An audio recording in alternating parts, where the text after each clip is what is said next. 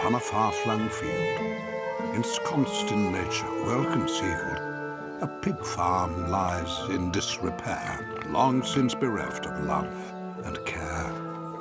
And there, within its crumbling yard, the lonely farmer, surly, hard, confronts his daily chores, despite what's patently a losing fight.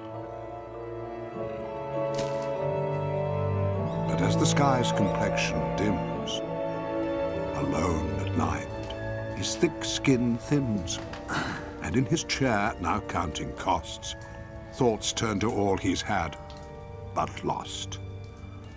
Pigs, the envy of the nation, princely beyond computation. Countless county championships, the ultimate genetic mix. But farms grow old, and farmers too, and standards slip and targets skew. Forlorn, he turns to fill his glass, but hits a snag. Christ, damn and blast. And so to that infernal hole, the market, with its shopkeep troll. Morning, Squire. Newspaper? And gent. Why not indeed? You seen what's in? The annual pig fair is coming back. Reclaim that crown, you maniac!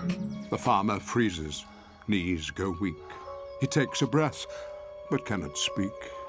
It's clear that he'd like nothing more, if only he'd a worthy boar. Or, if your stock's not up to scratch, my Nate's sow, Belle, has just now hatched a litter I believe he'd sell. A boar to breed could serve you.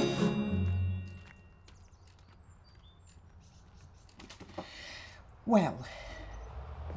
To the bank he darts without delay to ascertain what he might pay. And when he's told it's not a lot, he clears out everything he's got. And o'er to old Nate's hastens he, to inquire what the price might be for no less but the finest lad from this new brood his Belle's just had. The sum is steep, it wrings him dry. But does he grumble? Does he cry? He thanks his lucky stars indeed, imagining the pigs he'll breed. Back home with his new pride and joy, he wonders what to call the boy. Something noble, filled with grace, befitting of his new-found place. And as he racks his mind in vain, his eyes fall on the perfect name, King Edmund the Magnificent, renowned for his beneficence. And so to work they go, full throttle, in the bath and on the bottle. The piglet gets the best and more, one very happy little boar. And sure enough, the lad fills out. Thick whiskers sprout out from his snout as Edmund turns from a tiny blob into a porky demigod. And as so often parents do, the farmer finds it painful to embrace how much his babe has grown, and from his nest, now nearly flown. But surpassing raw emotion comes a much more thrilling notion. Edmund, in his brawny form, should now be well equipped to spawn. It's what the lad was reared to do. Now get to work and see it through. But as he's guided through the gate, young Edmund starts to hesitate. Then walks straight past his promised one, somehow convinced her stye's more fun. Amazed by this disinterest, the farmer's forced to reassess. A stumbling block, but nothing more. He'll get his boar to mate for sure. The stye was simply far too frantic. Next stop, something more romantic. To the barn, young Edmund's guided, where the farmer's well-provided music, buckets filled with wine, and of course, his female swine. But even in such ripe conditions, Edmund's bound by inhibitions. No rhyme or reason as to why he leaves the sow quite high and dry. The boy's sick. He must be ailing. What else can explain this failing? call the vets, prescribe the meds, return the lad direct to bed. And as the farmer's mind starts whirling, darker thoughts begin unfurling. What if Edmund's not just ill, but something even sicker still? Resolved to test this grim idea, and with his old boar waiting near, he drags poor Edmund from his pen to watch him socialize again. Come on, man. Edmund enters proud and sure, with much more purpose than before. The alpha laying down his scent, or something much more deviant. First posturing, then furtive glancing, playful snorts, coquettish prancing, sniffing round each other's breeches, bonding like a pair of leeches. Impossible as it may seem, there's no denying what this means. The naked truth is clear as day. The farmer's precious boar's a Homosexual.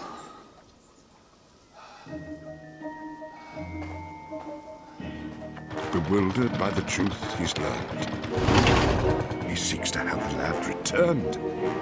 But Nate's reply is plain and clear. Not my fault the pigs are queer. Desperation sinking in and magnified by pints of gin, seeing Edmund so contented, sends our farmer quite demented.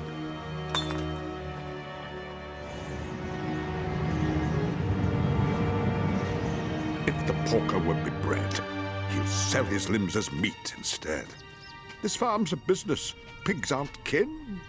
He's let you down, now slaughter him. But as he turns to see it through, his conscience starts to niggle too, and standing with his knife and prod despite himself, he turns to God.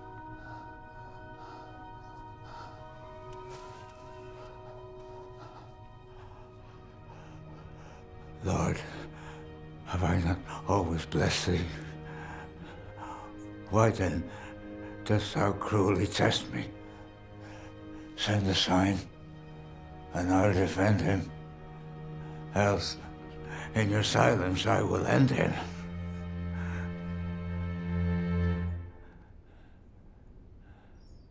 Nothing changes. God stays mute. No choice left but to execute. But looking in his Edmund's eyes, the farmer finds he's paralyzed.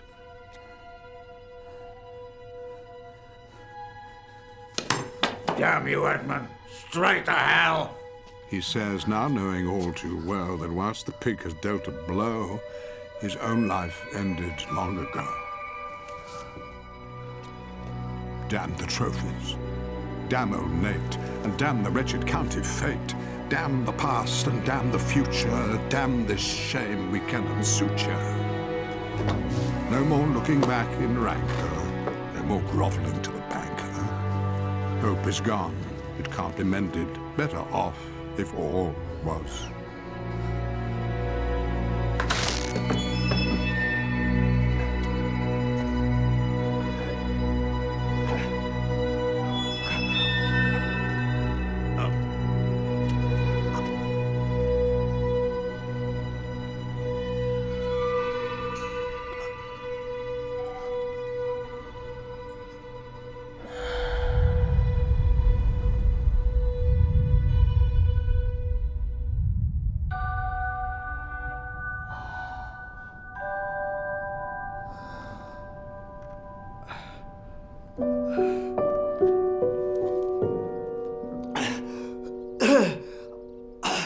Looking down, he tries to grasp what or whom has cast death out. A snout, thick neck, shoulders wide as boulders, and a back bearing the brunt like a runty horse. But how? Of course, his saviour, steadfast, heaven sent, Edmund the Magnificent. And as he sits bestride his hog, a clarity divides the fog.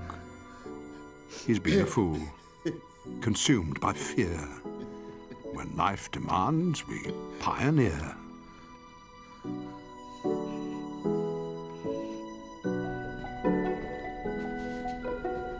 No longer shackled to the past, the farmer turns iconoclast and flips his pig farm on its head by trying something new instead.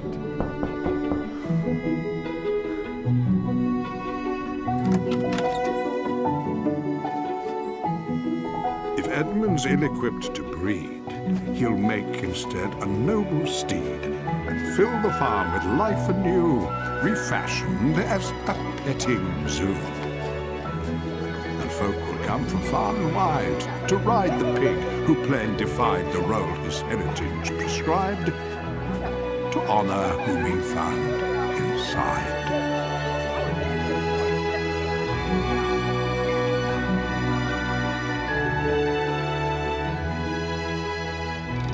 Once upon a far-flung field, ensconced in nature, well concealed, a trail-blazing alpha pig taught a farmer how to